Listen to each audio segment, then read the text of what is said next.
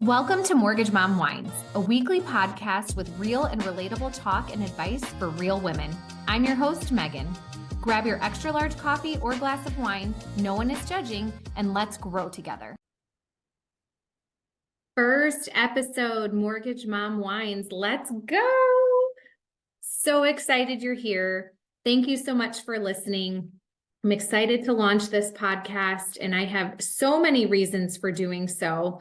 But my main reason was to share what I know and share my story and just empower, encourage young women and all women for that matter, in the world of finances and business and motherhood and just all the things.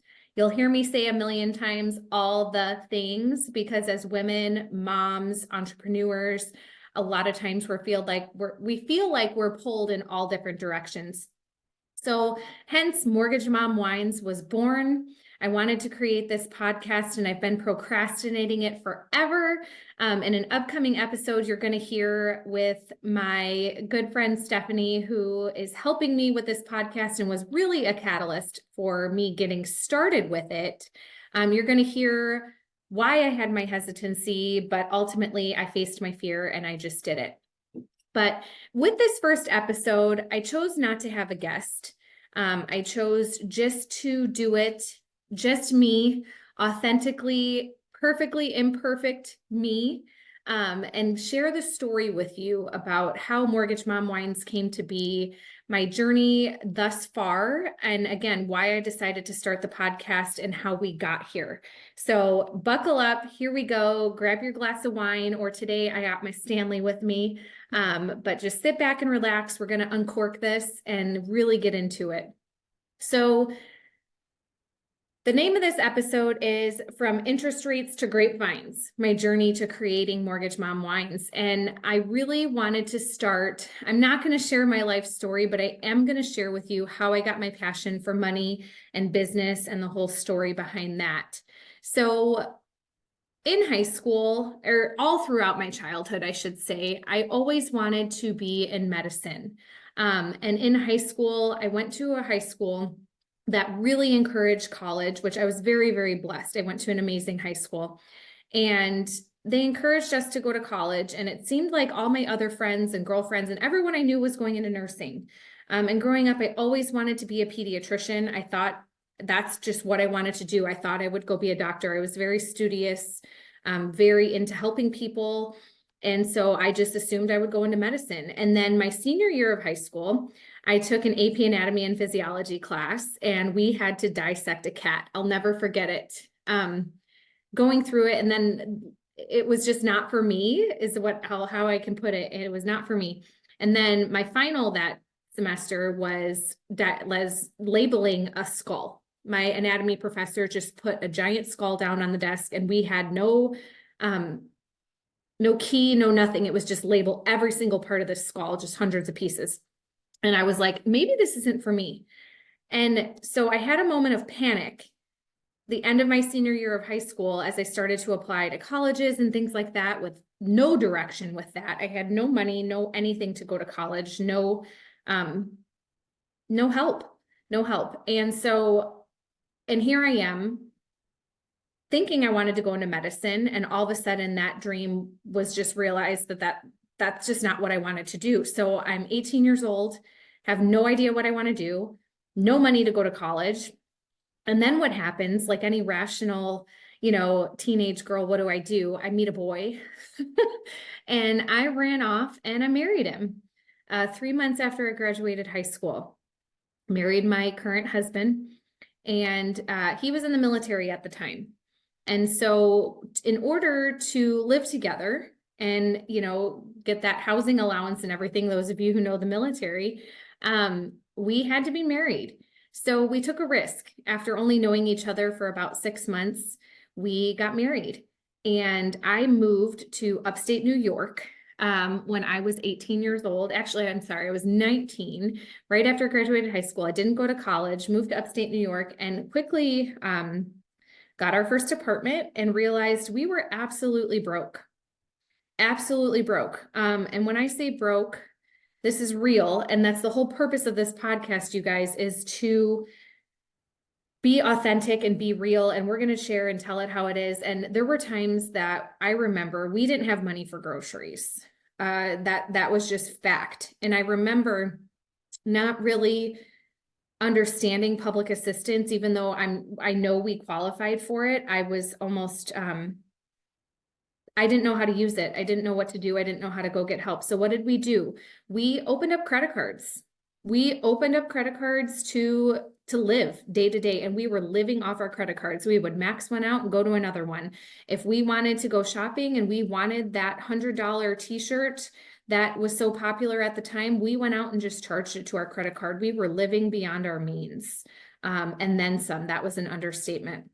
And this was back in 2005 and 6 when, as I said, my husband was in the military. Deploying was what they did, right? They were deployed for a year, then they were home for a year, and then they would deploy again. He deployed 3 times in 6 years.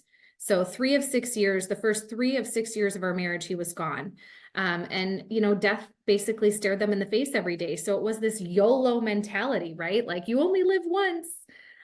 So it was just spend, spend, spend. And by his third tour, we found ourselves in, I would say, well over $28,000 of debt and had nothing to show for it. We had a car payment that was almost half of our monthly income. We had all this credit card debt with this interest adding up. I didn't understand how interest worked.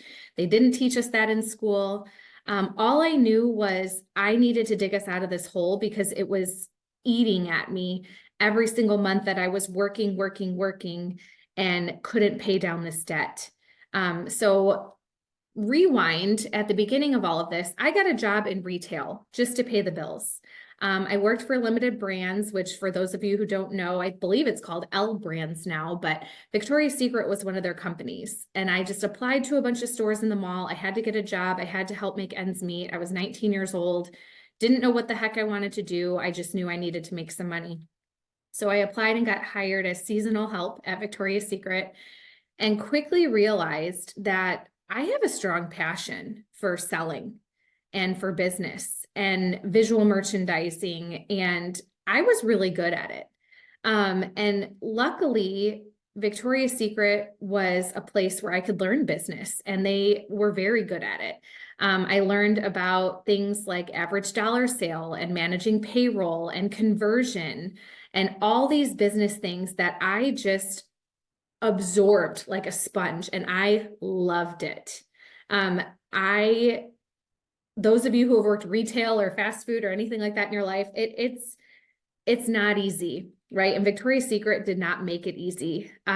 Limited Brands knew how to run a business. Those of you who remember back then in the like 2005 to 2015, that was the heyday in Victoria's Secret years, and they were thriving. Their stock was climbing. They were growing. And I loved it. I transferred back and forth. Every time my husband would deploy, I would move home from New York. I would move back to Chicago with my family. And Victoria's Secret was wonderful about transferring my job. So I've had the privilege of managing stores all over the country, New York, Chicago, and eventually in Washington, where we ended up getting relocated to in 2011. So I worked for Limited Brands for all these years. We ended up in Washington State in the Pacific Northwest, where he was relocated to Joint Base Lewis McChord.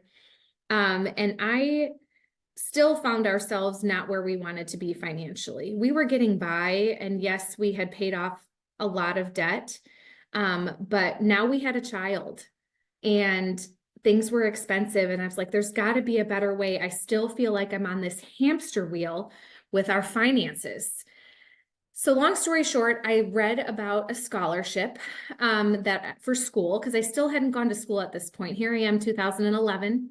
I got married and graduated high school in 2006, and I still hadn't gone to college. Still didn't think I needed it. Thought I'd work retail the rest of my life.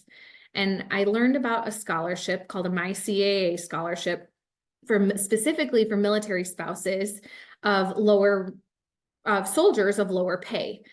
So we qualified for that. And I remember I got a $2,500 scholarship from the military to get for a certificate program. And I loved learning about money. I loved learning about finance. I wanted to educate myself to learn more so I could dig us out of this financial hole and get out of the rat race, get off this hamster wheel, right? So I'm like, there's got to be a way. So I got a certificate in finance. I went to school online for 6 months back in 2011 and 12, received my certificate in finance from an online university. While my daughter was about 1 year old, I used to wake up every morning at 5 a.m. I would do all of my homework and do what I needed to do for the day before she woke up.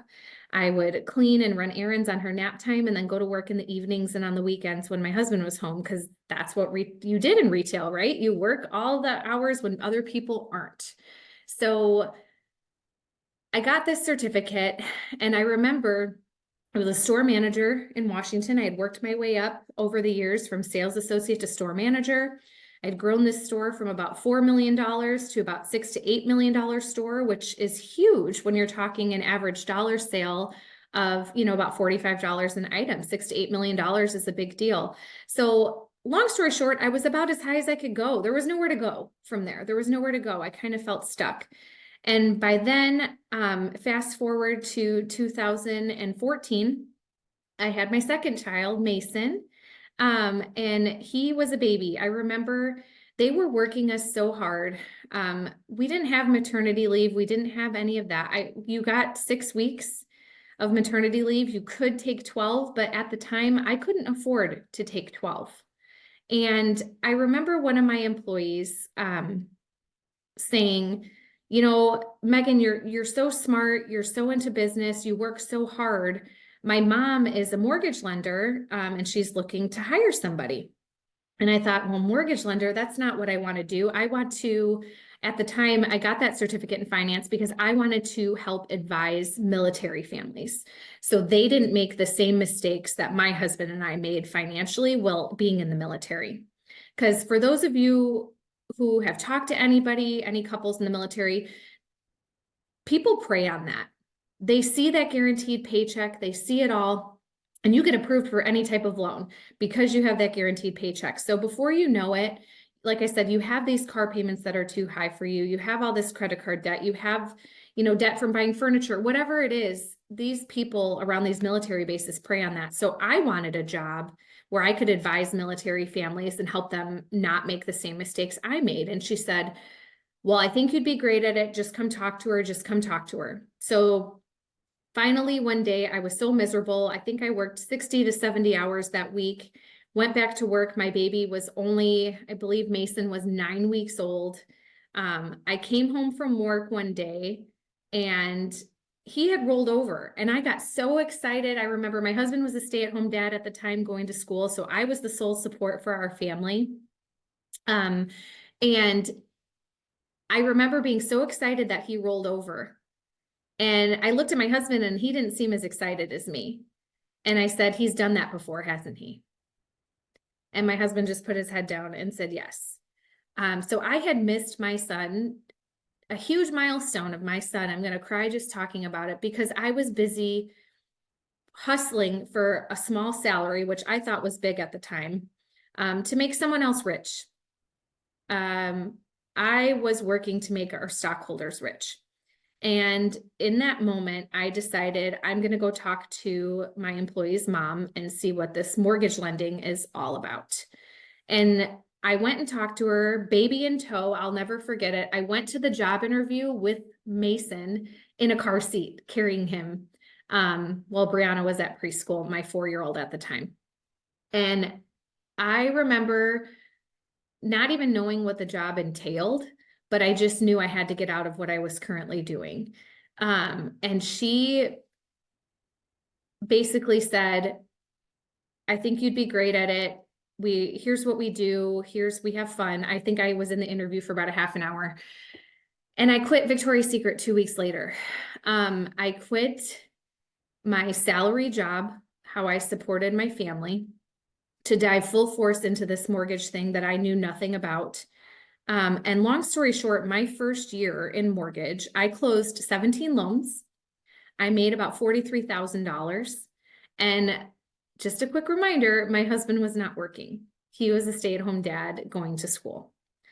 He had gotten discharged from the military unexpectedly. I had to be the provider for the family to support him in that tough time. And I took that huge risk, that huge leap to quit what I was doing because I knew there had to be something better out there, to work this commission job. And I've never looked back. That was at the end of 2014, beginning of 2015. 2015 was the year I made $43,000 and had a new baby, a girl in preschool, little daughter in preschool, a husband who stayed at home, and a brand new mortgage. We had just bought our first house, but we made it work. And I just remember thinking, what a blessing.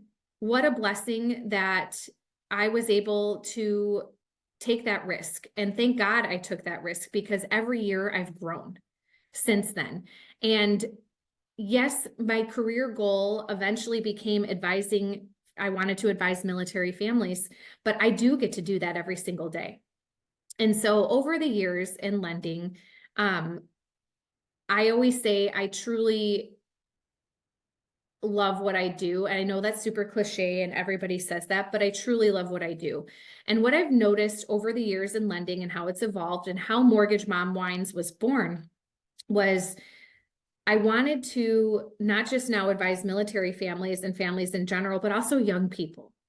I was getting more and more, and I'm still getting more and more borrowers as time goes on who are uneducated. And I'm like, gosh, if I could just create something to keep people from making the same mistakes that I've made in my years, if I could just get to these people younger. And what better opportunity to do that than through social media, then through podcast, then through blog? Because how do we get to our young people? Social media, podcast, blog, any way, shape, or form. Your phone, this phone is a microphone, or not even a microphone, it's a megaphone. And so Mortgage Mom Wines became just that. I want to be that mortgage mom and teach people tips and tricks about finances that if had I known younger, I probably would have made different decisions in my life and been able to not even get myself in the hole, but if I was in the hole, I would be able to dig out faster. So that's where Mortgage Mom Wines came from. The wine behind it is I've grown over the years to have a huge love for wine. I've been blessed to live in some regions that make some great wine, in upstate New York and Washington. And after a couple trips to Napa, I was sold. And, wine comes in all varieties and just different types. And I think it relates to people. And so I think it brings people together. There's nothing better than a good glass of wine with your girlfriends, and just trying new things and tasting and things like that. And wine also has different meanings, right? WHINE. We do a little bit of whining here because let's be real, moms and women in general, there's nothing wrong with a little bit of whining. I always say you can visit Pity City, but you can't live there. And so again, that's kind of where Mortgage Mom Wines comes from. But I'm hoping in this podcast that you will listen in each week. I'm going to have different content each week. Each episode should be less than 30 minutes because we're busy. I know we don't have a lot of time.